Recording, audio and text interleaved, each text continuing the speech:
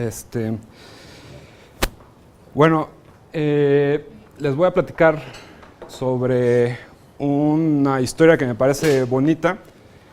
Tiene que ver con enfermedades neurodegenerativas, en particular la enfermedad de Alzheimer. El título pues ya lo presentamos. Está un poco largo, entonces hice una cosa más reducida y como ayer Marcelino acertadamente propuso biocosas y nanochunches, quizás se entienda más que el título anterior. Antes de entrar en materia quiero hacer una muy breve semblanza de los sistemas que nos han interesado estudiar, de los cuales hemos generado cierta información y conocimiento. Todos ellos son sistemas biológicos. Aclaro que yo soy físico de formación. A partir del doctorado me empecé a interesar por cuestiones biológicas y a partir de entonces pues es el tipo de sistemas que hemos estudiado, todo a nivel molecular, teórico, computacional.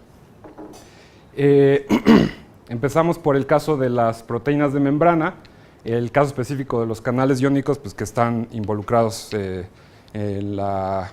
el sistema nervioso. Básicamente son las maquinarias celulares que permiten que las señales eléctricas viajen, ¿no? De un lugar a otro en el organismo, a través de una propuesta de potenciales moleculares en los cuales propusimos una explicación al fenómeno de la selectividad iónica. Digo, ese es un tema per se que podría hablar en otra ocasión, pero sí lo quería mencionar porque creo que es importante específicamente para el caso de enfermedades neurodegenerativas, dado que están afectando el sistema nervioso y los canales iónicos son una clave ahí fundamental, ¿no? El caso de las membranas y su interacción con biomoléculas a través de dinámica molecular, el caso específico de la caracterización de estos sistemas biológicos, que también son muy importantes, en presencia o ausencia de distintas biomoléculas, en este caso de distintos tipos de esteroles, ¿no? Que de hecho mostramos que son los que modulan las propiedades incluso mecánicas de las membranas. Hemos trabajado también con cuestiones del mecanismo de acción de antibióticos, en particular de una molécula que es un antimicótico, que creemos que su mecanismo de acción es a nivel de membrana. Entonces estudiamos también ese proceso a nivel molecular, utilizando distintas descripciones de la membrana, distintos modelos. También hemos trabajado con cuestiones de predicción de estructura terciaria de proteínas y su interacción con productos naturales. Esto básicamente son el caso de las enzimas, ¿no? El fenómeno particular biológico que nosotros estudiamos en este caso es algo que se conoce como promiscuidad enzimática y queremos encontrar una explicación a nivel molecular en base de la diversidad conformacional intrínseca de estas proteínas, ¿no? De estas enzimas. Igual utilizando modelado molecular. También nos hemos metido en el área de la bioinformática y del cómputo de alto rendimiento, porque bueno, el cómputo de alto rendimiento es básicamente la herramienta, ¿no? Que nosotros usamos, que es fundamental para generar todos estos cálculos. Alto rendimiento porque pues, toda la parte computacional es muy costosa, ¿no? Entonces requerimos de equipo, pues digamos, características adecuadas para poder hacer cálculos en un periodo de tiempo corto, ¿no? Aquí quiero hacer un paréntesis que creo que es muy importante tomar en cuenta en este tipo de problemas, ¿no? En el caso específico de las enfermedades neurodegenerativas que no se ha tocado hasta ahorita. No es el propósito de mi plática, pero lo quiero poner ahí sobre la mesa para no perderlo de vista, ¿no? Es el caso de las ciencias ómicas y evolución. Por ahí alguien propuso que cualquier fenómeno biológico se tiene que estudiar para poder entenderlo a través de la óptica de la evolución, ¿no? Entonces hay muchos ejemplos en la actualidad que antes no se habían podido explicar o resolver, sino hasta que se aplicó ciertas cuestiones evolutivas. Entonces, insisto, no es el objetivo de mi plática, pero sí lo quiero poner ahí en la mesa, ¿no?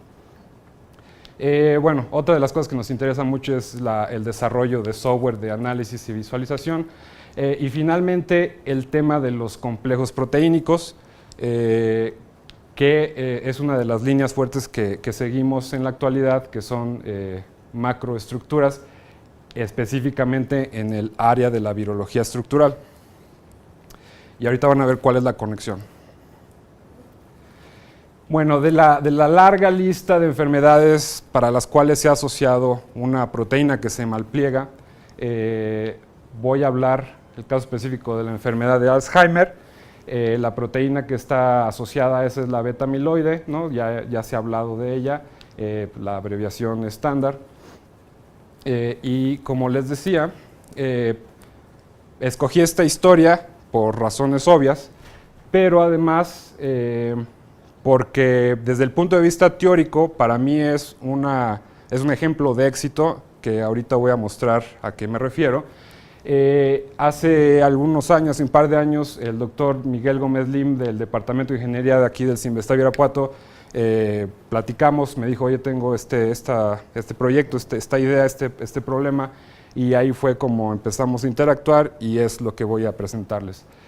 A su vez, pues él ya colaboraba con la doctora Gohar Gevorgian del Departamento de Inmunología de la UNAM, y finalmente, pues todo esto se concretó en el trabajo de tesis de maestría de Rafael González Castro, estudiante del posgrado de biotecnología de Cinvestav aquí en Irapuato.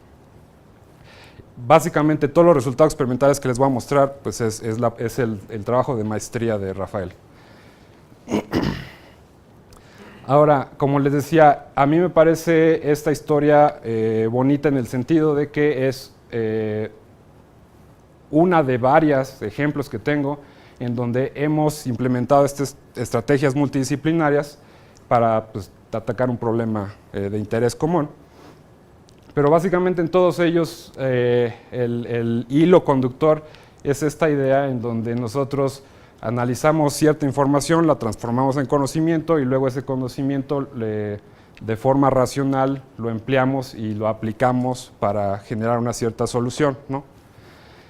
Obviamente en este caso particular del proyecto, la propuesta que les voy a platicar, los componentes de esa estrategia multidisciplinaria pues es la biofísica computacional, es el aspecto teórico, ¿no? de esta colaboración. La ingeniería genética y la inmunología. Es importante aquí también recalcar el hecho de que tiene que existir una retroalimentación en donde todas estas predicciones que se están generando se validen, ¿no? Y eso mejore los modelos o mejore las predicciones y así se avance en el sentido que nosotros queremos. ¿Exacto?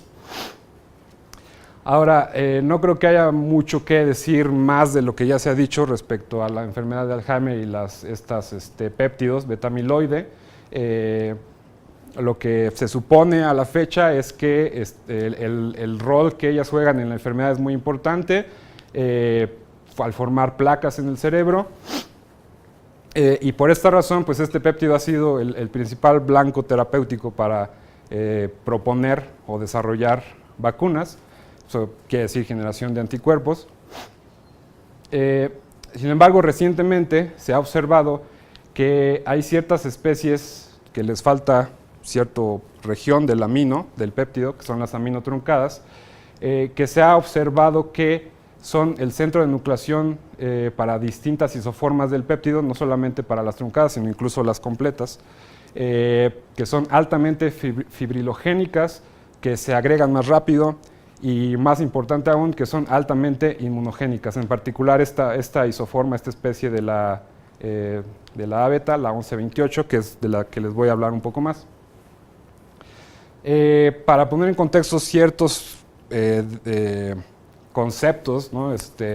que voy a estar utilizando, quiero hacer así una muy rápida introducción a lo que es física de proteínas, porque quiero llegar eventualmente a mencionar las cápsides. Bueno, sabemos, ¿no?, que las proteínas son polímeros lineales.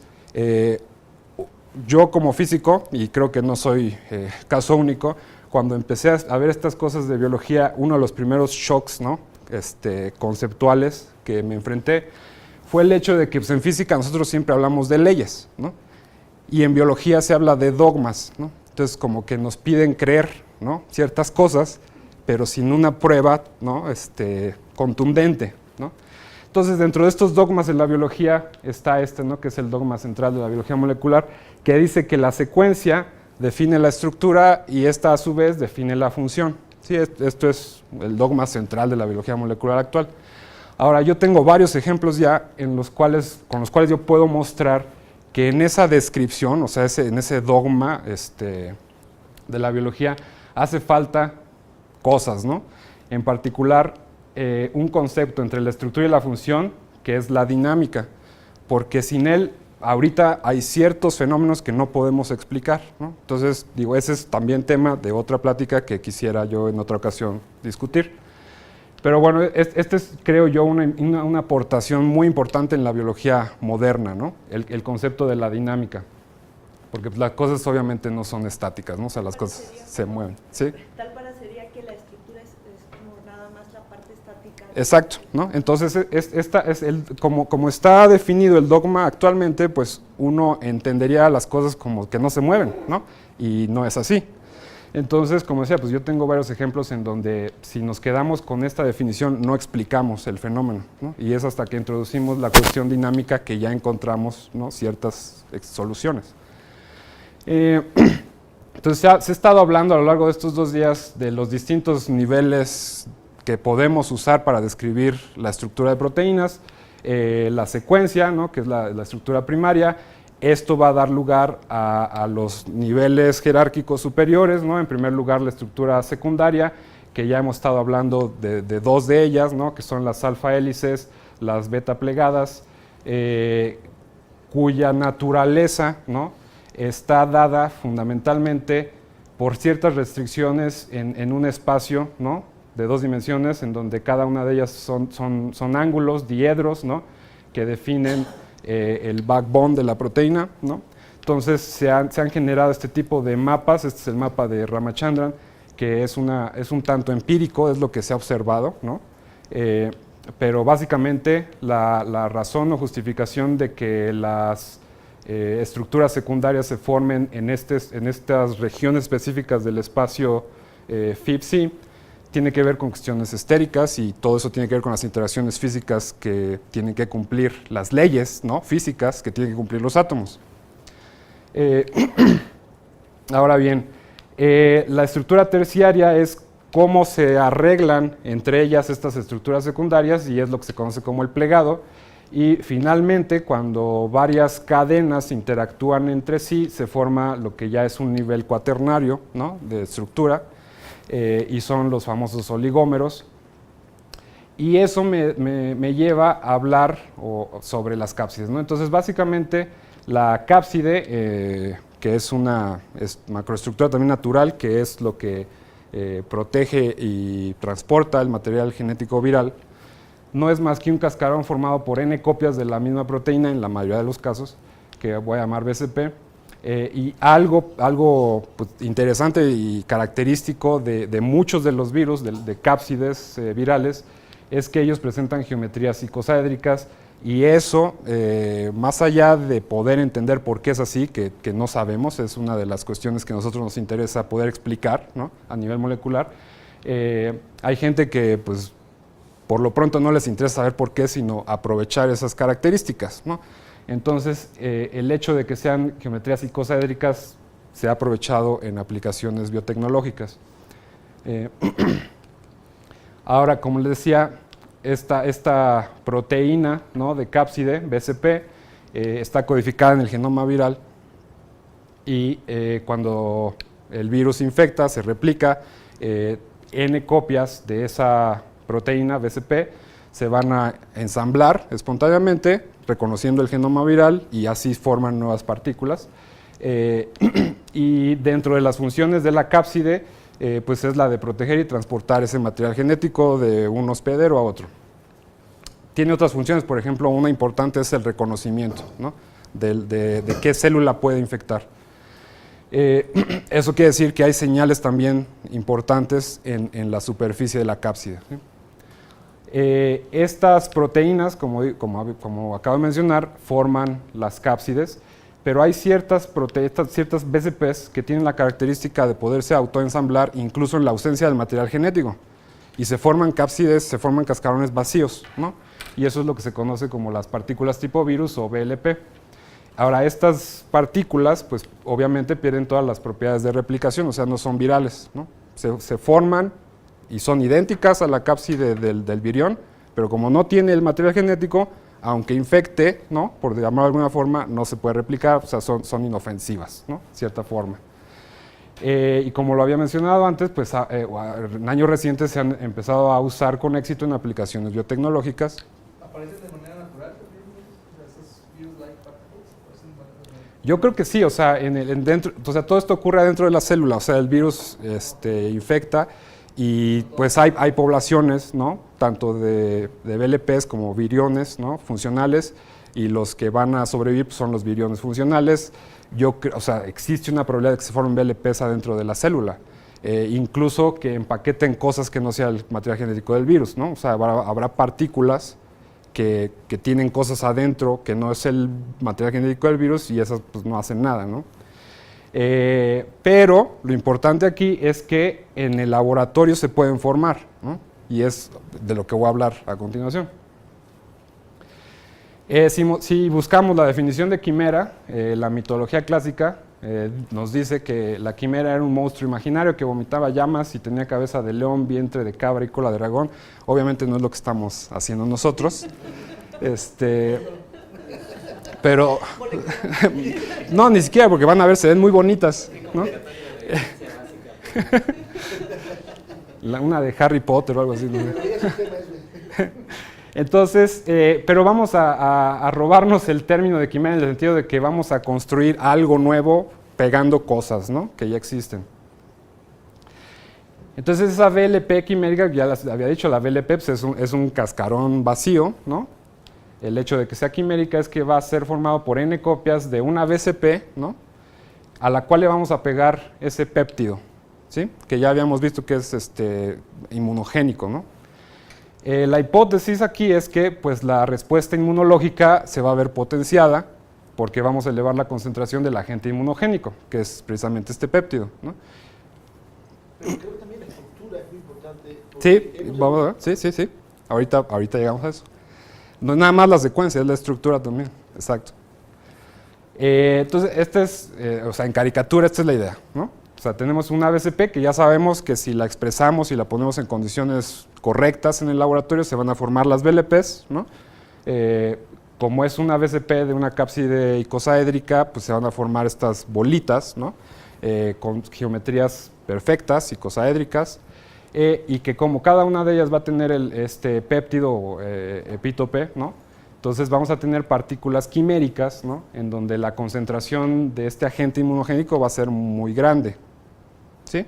No sabemos si va a funcionar hasta ahorita, es la idea, ¿no?, es la propuesta. Ahora, pues tenemos la secuencia de la VCP, tenemos la secuencia del péptido, y aquí es donde surge el primer problema, ¿no? Yo les he dicho, bueno, lo voy a pegar, pero bueno, ¿dónde?, ¿no? O sea, el número de combinaciones crece al orden de miles, ¿no? Tanto si se hace una inserción, o sea, aquí abro esto y le meto la secuencia del péptido, o si reemplazo residuos del wild type, ¿no?, y los reemplazo por los péptidos, la secuencia del péptido. Bueno, el número de combinaciones es del orden de miles, ¿no? Entonces, más allá de que es muy costoso generar todas esas variantes en el laboratorio, aún así siguen preguntas fundamentales, ¿no? O sea, ¿cuál de todas esas variantes se va a plegar adecuadamente y va a formar VLPs? O sea, ya vimos casos en donde una mutación puntual, ¿no?, o sea, mutando, quitando o reemplazando un solo residuo, puede prever que la proteína se pliegue a su estado nativo, o peor aún, en este caso, que no se formen VLPs, ¿no? Otra pregunta importante es, ¿va a quedar expuesto ese péptido?, ¿no? O sea, de nada nos sirve que se formen VLPs, la intención es que el péptido quede expuesto para generar una respuesta inmunológica en el organismo. Entonces, estas dos preguntas son las que a través de la metodología que les voy a mostrar, la biología computacional, pudimos proponer, ¿no?, y continuar con la propuesta original de Miguel. Aquí es donde entran estas metodologías teóricas computacionales para predecir la estructura terciaria de cierta proteína partiendo de la secuencia, ¿sí? Entonces, hay varias ya metodologías muy probadas, robustas, ¿no? Que durante los últimos 10, 15 años han mostrado que tienen un alto poder predictivo y que esas predicciones son muy cercanas a la estructura, digamos, nativa, ¿no? de cierta proteína, la proteína de interés. No me da tiempo de entrar en detalle, ¿no? todo el protocolo, ¿no? de la metodología, pero es suficiente decir que nosotros partimos de la secuencia, o sea, de la estructura primaria, predecimos la estructura terciaria, o sea, el plegado, que en principio pues, va a ser el nativo funcional, ¿no? Y en casos muy raros ahorita es incluso posible predecir la estructura cuaternaria, y este que les voy a presentar es uno de esos casos. La BCP que se escogió en este caso es la proteína L1 del virus del papiloma humano, la cepa 16, cuya estructura afortunadamente ya se tenía resolución por cristalografía, ¿no?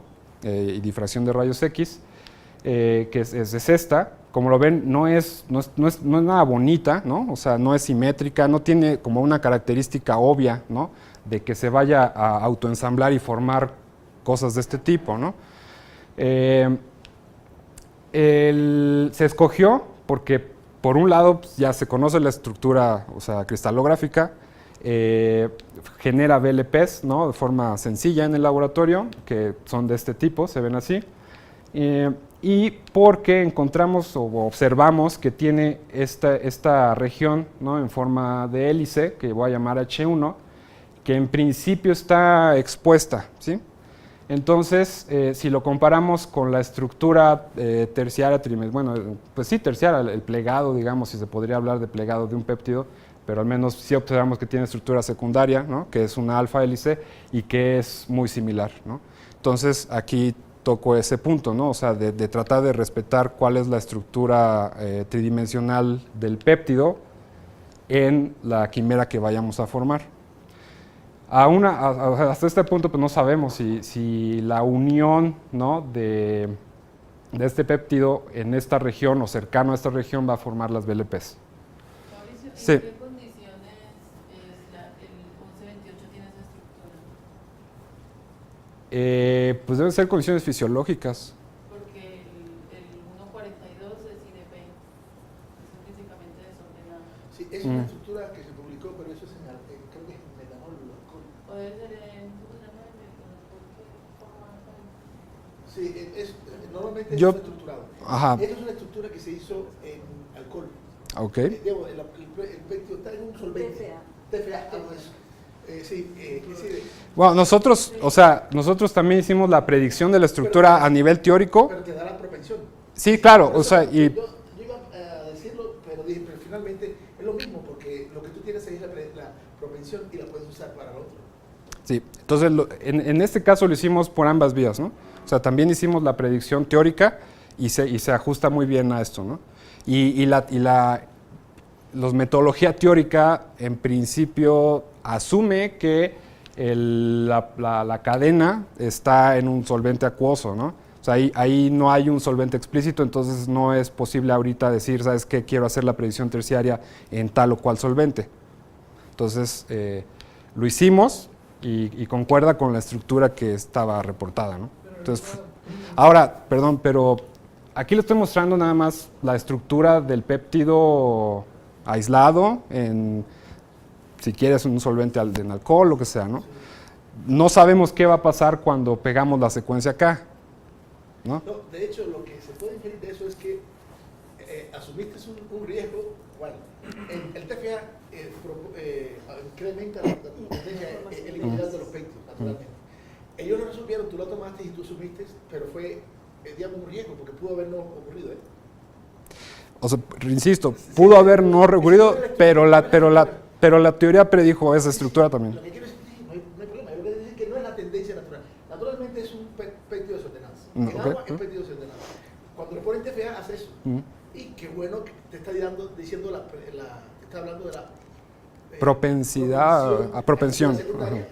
Por eso fue exitoso también, porque ya tenías un fondo ahí. Sí, a ver, claro. Pues nada más es como que sí, es que no sé si en tu método, el método que estás usando, no tomas esos métodos de fragmentos, ¿no? Que en realidad van al PDB. Sí, sí. La misma estructura y Sí. te está diciendo es la misma y por eso al final sí es una estructura en este solvente, porque está yendo en el método al PDB, a la base de datos y saca, esta secuencia ya está cristalizada y no se fija quizá que esa estructura pertenece a PDB, quizá podría ser. En lo que de cuentas no importa, ¿no? Sí. Sí. Eso, así, lo pasaste. Pero sí, usamos Rosetta para hacer esto. Ajá. Ok. Bueno, entonces, después de ciertos análisis estructurales, ¿no? Llegamos a proponer dos variantes, ¿no? Esta es la secuencia del wild type. Estoy mostrando aquí cuál es la región del H1 y fue donde nosotros reemplazamos la secuencia del péptido justo en esa región y un poquito adelante. ¿Sí? Es la variante A y la variante B.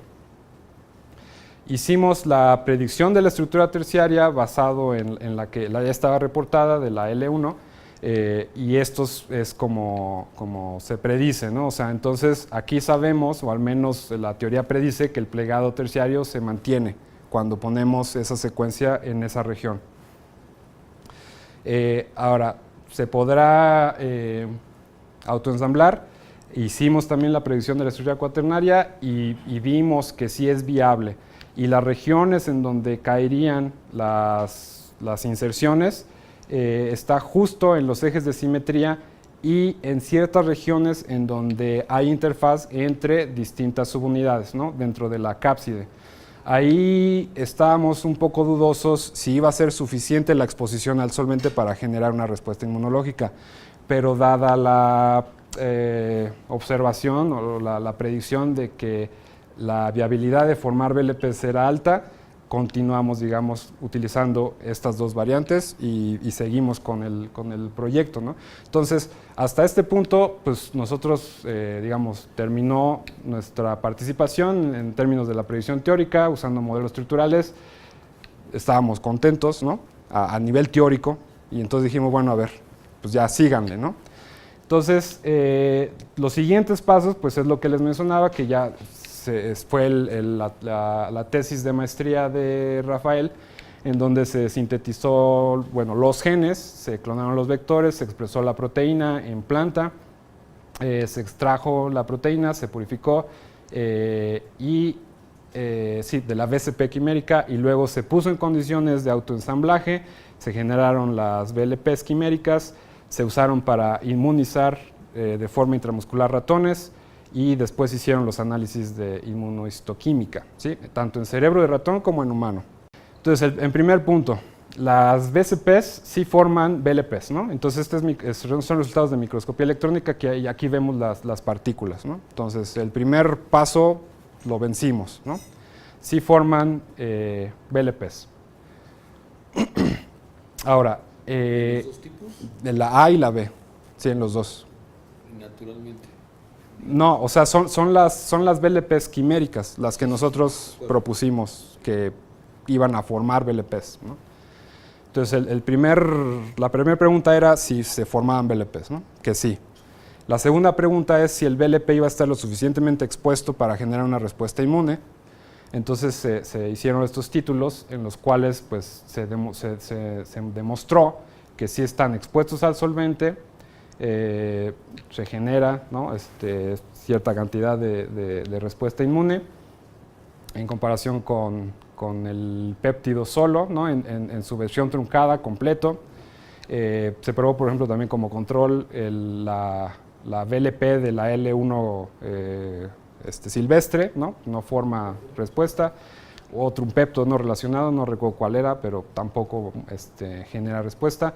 Y ambas versiones de las VLPs quiméricas, la L1 y la A y la B, ambas generan respuesta, ¿no? Entonces, así se demostró que el epítope A, de la amiloide beta plegada del 1128 sí está expuesta, ¿no? Ese es un anticuerpo anti-ELISA, pero esto es un anticuerpo contra el péptido, ¿verdad? Es el anticuerpo monoclonal, si El- con ELISA, para determinar si el péptido está expuesto en tu... Sí, ajá. Perfecto, y ese anticuerpo contra la beta, ¿no? Sí, Ah, perfecto. exacto, sí.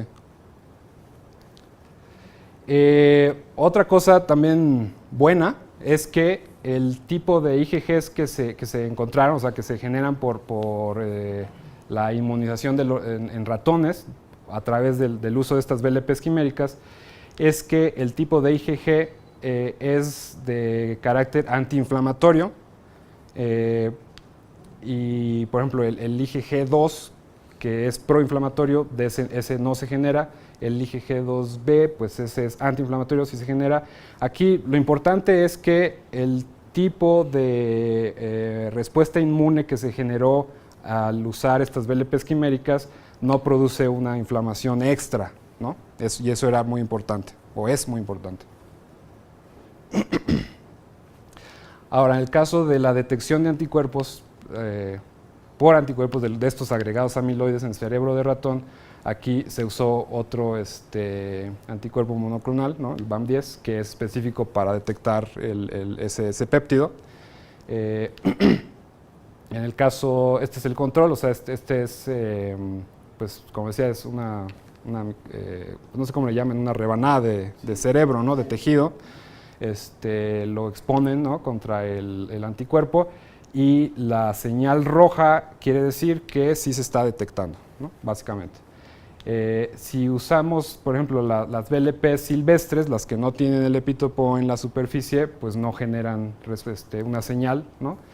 Y en el caso de las VLPs quiméricas, tanto la variante A como la B generan esta respuesta, ¿no? Esta señal, ¿no? Aquí podemos observar un poquito que bueno, esto es un tanto subjetivo, pero se podría decir que el caso de la variante A genera una mayor o mejor respuesta que la B, ¿sí? Y al final voy a mencionar por qué creemos que es eso. Se hizo lo mismo, pero ahora en cerebro de humano. Este es igual el anticuerpo para detectar las placas amiloides para una persona que no tenía Alzheimer, una persona que sí tuvo Alzheimer, en donde pues se ve la señal, ¿no? del reconocimiento. En el caso de la VLP, la silvestre, pues no se ve señal, y una vez más, tanto en la variante A como en la B, pues vemos que sí hay reconocimiento, ¿no? Ahora, en este punto pues ya podemos mencionar algunas conclusiones. Desde mi punto de vista y como les decía al principio, desde el punto de vista teórico son resultados muy buenos porque validan toda la metodología teórica que se utilizó para predecir qué VLPs quiméricas deberían de funcionar. Entonces eso es un ejemplo más de cuál es el poder predictivo de todas estas metodologías. Ya en términos experimentales, otra de las cosas buenas que se pueden mencionar es que los anticuerpos producidos en ratones que se inmunizaron con estas VLPs quiméricas reconocen tanto la especie completa como las formas truncadas, ¿no? Eso también es importante porque normalmente los anticuerpos reconocen una especie, ¿no? En particular, por lo que sé, me han dicho. Y estas reconocen todas las isoformas, ¿no? del péptido, tanto en estado monomérico como agregado, tanto en cerebro de ratón como en humano. Y también, como les mostré, están relacionados con una respuesta inmune antiinflamatoria. También algo importante es que, y básicamente era la cuestión de la hipótesis, ¿no? Que sí se produce un mayor título de anticuerpos inmunizando con la VLP quimérica en comparación con inmunizar con el péptido, ¿no? Ahora, tratando de explicar por qué aparentemente la variante A actúa mejor que la B, tiene que ver con la estructura terciaria, la estructura secundaria que tiene el péptido en solución con respecto a la que adquiere ya en la proteína, ¿sí?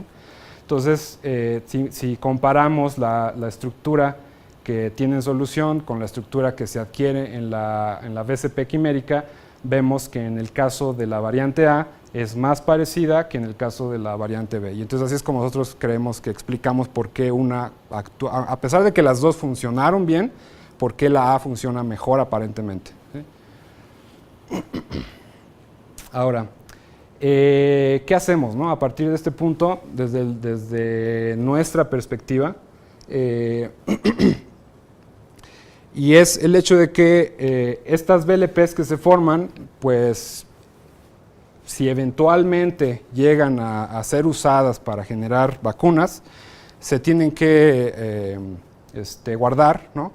Y también se observó que las VLPs, pues conforme pasa el tiempo, se van degradando, ¿no? Y entonces ese puede ser un problema pues importante, ¿no? Para su posible aplicación futura. Entonces, una de las preguntas que surgen, ¿no? Desde nuestra perspectiva es, ya que estamos hablando de diseño molecular, es preguntarnos, o sea, ¿podemos diseñar VLPs así como más o menos como lo hicimos con lo que les presenté, sean quiméricas o no? O sea, porque aquí ya estamos hablando de un caso ya más general, en términos biotecnológicos, que sean más resistentes o duraderas. Esta pregunta es adecuada para este caso en particular, pero también podemos preguntar lo mismo en otro sentido. O sea, podemos diseñar VLPs que sean más inestables, ¿no? Quizá haya alguna aplicación biotecnológica que así lo requiera. El punto aquí es que ahorita nosotros estamos generando el conocimiento suficiente para poder de forma racional modular esas interacciones proteína-proteína para generar macroestructuras que convengan para cierto fin, ¿sí? Entonces, básicamente esa es la idea. La respuesta es que en teoría sí, y como lo estamos proponiendo nosotros es a través de básicamente dos ramas, ¿no? Uno es estudiando las interfaces BCP-BCP, o sea, la proteína-proteína que forma la cápside, y la otra es estudiar las propiedades mecánicas de las VLPs. ¿Ya tienen identificadas algunas condiciones que promuevan la degradación? O sea, lo que te haga que la estructura se degrade más rápido. Pues, mira, lo que mantiene unida la BCP son las interacciones proteína-proteína y esos no son interacciones covalentes, ¿no? Entonces, son interacciones débiles, ¿no? Que por cuestiones de cooperatividad, o sea, son por ejemplo, Van der Waals, puentes de hidrógeno, que simplemente por cuestiones termodinámicas va a llegar un momento en la que pues, se pueden deshacer, ¿no? Entonces, por eso yo mencionaba que han visto que estas VLPs quiméricas las guardan, ¿no? En el refri y después de, no sé, un mes, 2 meses, la cantidad que queda es menor, ¿sí? Obviamente ahí hay un equilibrio, ¿no? de poblaciones, pero el punto es, nosotros podemos hacer algo para que ese equilibrio se incline más hacia mantenerlas estables, ¿no? En este caso en particular, o no. Entonces, lo que nosotros decimos es que sí, pero para eso tenemos que estudiar mejor, entender mejor, ¿no? Cómo es que se dan esas interacciones proteína-proteína y cómo son las propiedades mecánicas de las VLPs, ¿sí? Entonces, en el primer caso, hay una hipótesis que ya tiene varios años que tiene que ver con lo que se llaman contactos clave, y nosotros recientemente diseñamos una metodología igual teórica basada en un criterio de conservación, y aquí regreso al punto de evolución, ¿no? Pero entonces, a través de este criterio de conservación podemos identificar un conjunto pequeño, ¿no? De residuos de interfaz, ¿no? en la interacción proteína-proteína, que en principio nosotros creemos que son los responsables del correcto ensamblaje de las VLPs. Lo que quiero decir aquí es que no todos los residuos de interfaz son igualmente importantes, ¿sí? Y de hecho nosotros ya aplicamos esta metodología en un par de familias de virus psicosaédricas y podemos identificar un grupo pequeño de residuos de interfaz que son conservados en todos los niveles estructurales y que además tienen la propiedad o la característica interesante de que se agrupan o se concentran en los ejes de simetría de la cápside. Tenemos ya varias publicaciones al respecto. Hemos ya hecho una validación teórica de esto, en los cuales de forma puntual mutamos estos residuos clave, ¿no? Que nosotros identificamos a través de este criterio de conservación, calculamos los cambios en la energía libre producidos por estas mutaciones puntuales y observamos que en efecto, cuando cambiamos justo esos residuos, se generan cambios drásticos en la energía de enlace proteína-proteína en comparación con algún residuo, cualquier otro de la interfaz, en donde no observamos un cambio energético significativo, ¿no? Entonces, esto apunta, digamos, al menos a nivel teórico, de que la propuesta de la existencia de los contactos clave en la interfaz proteína-proteína no está tan errónea, ¿sí? Digo, aquí cabe mencionar que esta validación que ya hicimos, que estamos escribiendo el artículo para publicarlo, también pues ya empezamos de hecho a hacer la validación experimental, ¿no? Entonces estas mismas mutantes ya las tenemos en el laboratorio y ya podemos ponerlas en condiciones que deberían de formarse las VLPs y ver si en efecto se forman, o si las VLPs se forman son menos estables, ¿no?, con respecto a la wild type. Entonces también estamos haciendo trabajo experimental en este sentido, ¿no? Ahora, en el caso de las propiedades mecánicas de las VLPs, como les decía, ¿no?, o sea, los residuos clave creemos que además de que tienen un rol importante en la termodinámica, ¿no?, del proceso de autoensamblaje, proporcionan también estos puntos de estabilidad mecánica, ¿no?, que le confieren al virión protección contra daños físicos, ¿sí? Ahora, esto ya tenemos quizá un par de años, ¿no?, trabajando en colaboración con el doctor Salvador Botello y el doctor Rafael Herrera de aquí del CIMAT para diseñar, proponer, ¿no?, desarrollar nuevos modelos teóricos para poder representar las cápsides enteras. A la fecha existen representaciones, existen modelos a nivel molecular, ¿no?, o sea, donde se toma en cuenta de forma explícita hasta cierto grado la existencia de todos los átomos, de todas las BCPs de la cápside, ¿no? Ahora, estos modelos son muy costosos para utilizarlos, entonces había una necesidad de generar un modelo nuevo que permitiera mantener la descripción, digamos, detallada, ¿no?, a nivel molecular atómico de una macroestructura de este tamaño, y a la vez permitir hacer cálculos, ¿no?, y jugar con estos modelos y hacer, en términos prácticos, ¿sí? Entonces desarrollamos este modelo a través de mallas, ¿no?, y ya con este modelo somos capaces de representar cápsides enteras, ¿no?, y emplearlo, ¿no?, para estudiar propiedades físico-mecánicas, ¿no?, de estas macroestructuras a través de métodos numéricos, ¿sí? Entonces podemos nosotros hacer de hecho ya lo hacemos, ya enviamos un artículo en donde reportamos el desarrollo del modelo y una aplicación específica en donde reproducimos experimentos con microscopía de fuerza atómica, en donde agarran la partícula viral y con la punta del microscopio la aplastan y hacen mediciones de tipo fuerza de desplazamiento, y eso genera unas curvas experimentalmente. Nosotros repetimos ese experimento en la computadora, ¿no?, a través de simulaciones con métodos numéricos, en donde nosotros también generamos el modelo de la cápside entera con estas mallas, aplicamos una fuerza, deformamos, ¿no?, la partícula, medimos también cuál es la fuerza de desplazamiento, y es el primer modelo reportado que reproduce exactamente los valores, bueno, no exactamente, pero en un rango razonable, las mediciones experimentales, ¿sí? La propiedad, digamos, de formación de la cápside, ¿ustedes la calculan como la cápside como un ente o es por cada elemento que lo conforma? Ahorita, la fase en la que estamos son modelos de malla donde suponemos que el material es constante, o sea, el interior es el uniforme, exacto. Pero lo que sí hemos visto es que es muy importante mantener el detalle topográfico. Eso sí lo respetamos, ¿no? Y lo comparamos con otros métodos que se han propuesto también para generar mallas también de estas macroestructuras, y cuando usamos esos otros modelos no reproducimos o no se ha reproducido el experimento, ¿no? Entonces nuestro modelo es el primero que reproduce el experimento. Ahorita una de las aproximaciones fuertes que hacemos es ese, que consideramos que es un material continuo adentro, ¿no? Pero hemos visto que es suficiente para poder reproducir el experimento.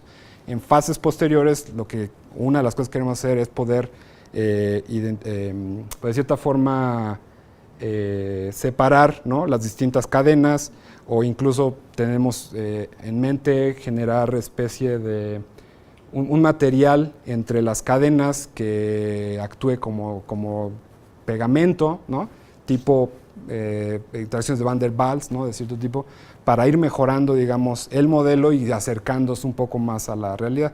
pero por el momento, así de burdo como suena, ya fue capaz de reproducir datos experimentales. Entonces, pues estamos trabajando todavía en esto. Queremos obviamente aplicarlo para más virus, ¿no? Más familias, más tipos de propiedades, ¿no? Aquí pues, les estoy mostrando las mecánicas, pero pues, podemos estudiar propiedades eléctricas, de conductividad, o sea, muchísimas cosas, ¿no? Y todo eso a través de métodos numéricos, ¿no? Y bueno, con eso acabo. Muchas gracias.